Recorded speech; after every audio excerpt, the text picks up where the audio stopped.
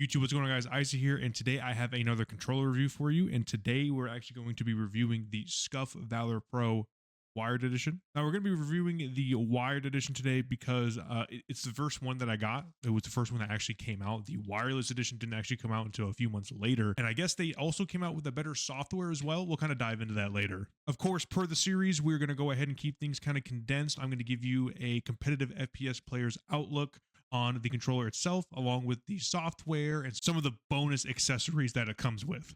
Now, as usual, you might be thinking, why would you want to trust my opinion on the subject matter of controllers? It's because I am pretty well versed in controllers. I understand overclocking better than most people do.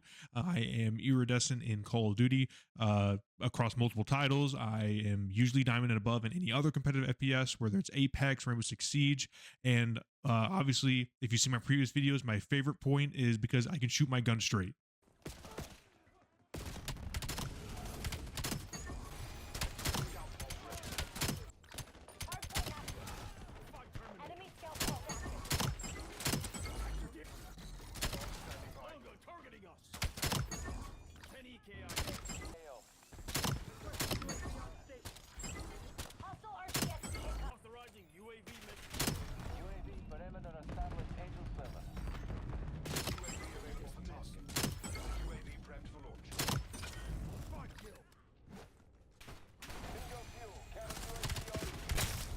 Alrighty, so we're just going to go ahead and jump right into the splash page that you're on whenever you look up the SCUF Valor Pro. Again, I am using the Wired Edition, which looks like it's currently $89. I don't know if that's because of the holidays. It looks like it is. Anyways, we're just going to kind of go through, kind of show you what it comes with. So right off the bat, you can see that it says that it comes with the Hall Effect thumbsticks. Again, that is not TMR. Audio control systems on the bottom, 1K polling rate, low latency wired connection. That's just a bunch of baloney. 4 customizable rear paddles, adjustable instant triggers, performance grip, interchangeable thumbsticks, removable faceplate, profile switching, and it's officially licensed by Xbox. Now, continuing going down, you can see they have this cool, awesome video here for you. We're just going to kind of scroll past that. And so this is just a comparison between the models. I will go ahead and just kind of leave this here for a moment.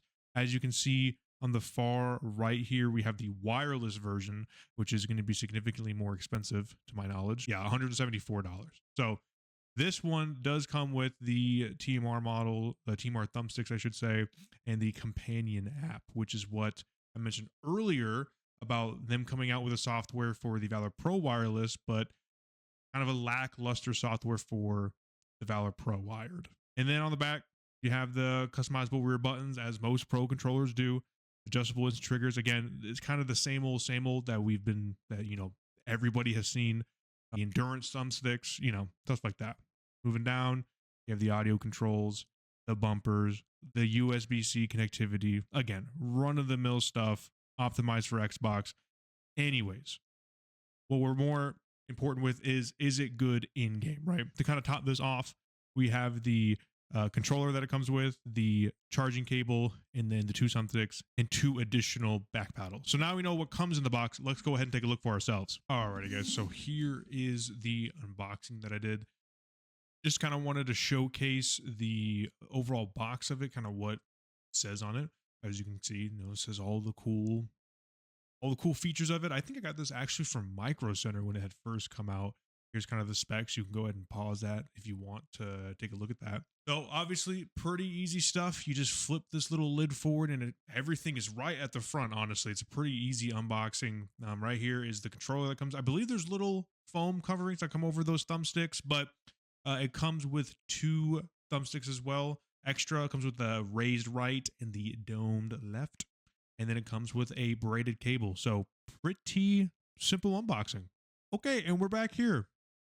So usually I would showcase the software that these controllers have, and surprise, surprise, if you can take a guess, this one doesn't have any. Now, technically, it's supposed to get what the wireless version has, and it's the SCUF Valor Pro companion app, right? But here's the thing, right here, attention, this app only works for Valor Pro Wireless currently. Support for Valor Pro Wired is coming soon. Now, I don't actually remember when they came out with that little discrepancy there. or not discrepancy, what's the word? Disclaimer, there we go, that's the word. I can't remember, but it's been at least a month and a half, almost 2 months, and this app still does not have any support, and I'll show you here what it's supposed to look like at least. So supposedly, it doesn't have, it's not working with the companion app, but as you can see here, holy guacamole, it detects my controller, but and it says your device is up to date. That's really cool, but look what happens when you go into it. An endless loading screen. Now look, I understand you got to make money, right? You have this $89 version and your pro of the pro controller is $180, right? But when you have controllers like the GameSir G7 Pro and you have controllers like the 8K polling rate from Razer that are around the same price point of about $80 to $100, I mean, this is just unacceptable. And so it doesn't matter what I do, but I didn't, in case there is someone that's watching this that is curious on how you remap the paddles, even though if you're watching this, you're more than likely more interested on if you should purchase this controller. I wanted to at least show that to you. So I brought this up here just so that if you wanted to read through it, you can. I'll also link this webpage in the description because it shows you how to do everything with the controller. But essentially, I have the controller plugged in right here. All you'll do is you'll hold down the profile button. You can click this a few times to navigate through your profiles. So we will just adjust this blue one here. You hold it down and it will start flashing like that. So now that it is blinking, we will go ahead and hold down a paddle and hold any of these front face buttons, and it will control, the controller will actually vibrate, letting you know that the change has been made. And all you got to do to get out of that is just hit the mapping button and it is remapped. And what's really sad is I bought this controller because it was honestly, besides the Fly Digi controller, it was one of the first controllers from SCUF, at least, that was really inexpensive, really affordable. And I really enjoyed that about it. I was like, if this controller is what it looks like, and I will be honest, this is a perfect shell of a controller. And what I mean by that is the way you hold it is phenomenal. I mean, I'm telling you, it is perfection. I love the size of this controller. It feels so good in my hands.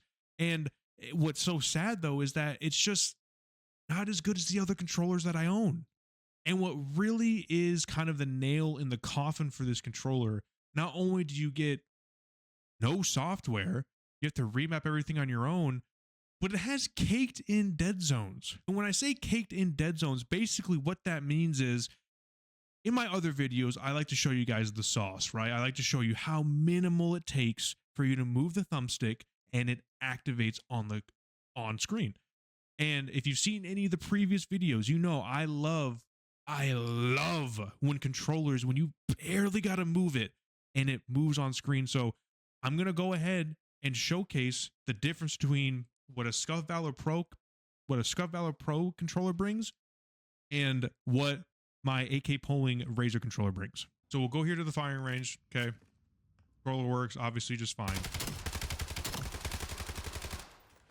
And it's just so sad because, I mean, the controller is pretty good still, like I can get kind of snappy with it, but me, I like it loosey goosey. All right, guys, so we're in the range, and what's sad is that it is still kind of good.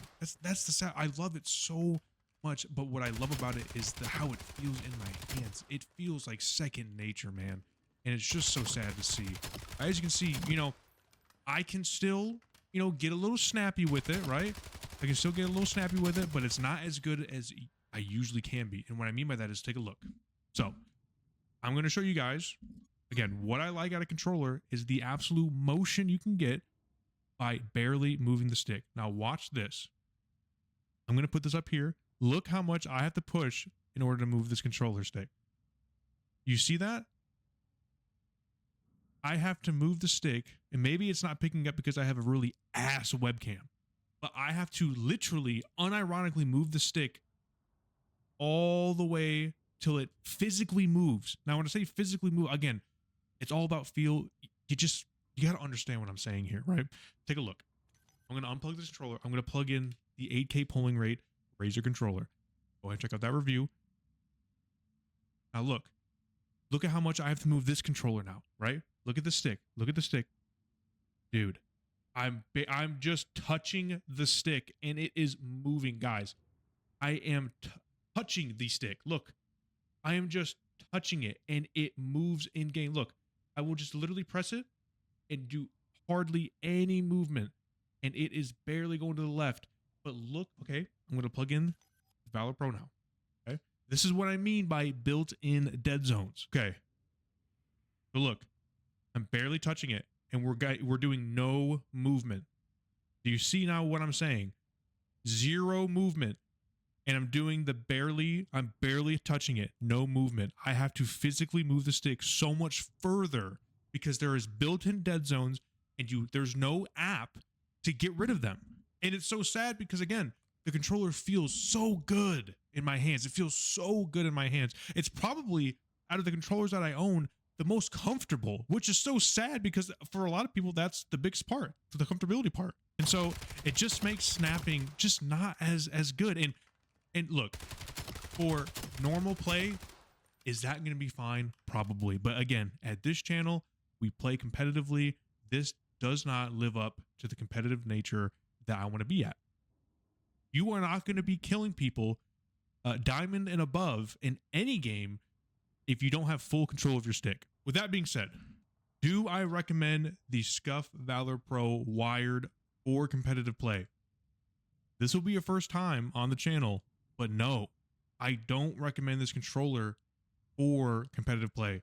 If they were able to get rid of the built-in dead zone and have some sort of software capability so I don't have to manually do it on the fly, even though it is pretty simple, but I want an app. Most pro controllers nowadays come with an app. I can adjust the dead zone. I can adjust the anti-dead zone. I should be able to remap buttons with a software in 2025. But anyways, guys, I hope you enjoyed the review. If they come out with an actual software, if that update ever actually comes through and it actually makes a difference, which from reading online, I've seen that even with the wireless version with the TMR thumbsticks, that it still has those caked in dead zones, which I don't even know how that's possible.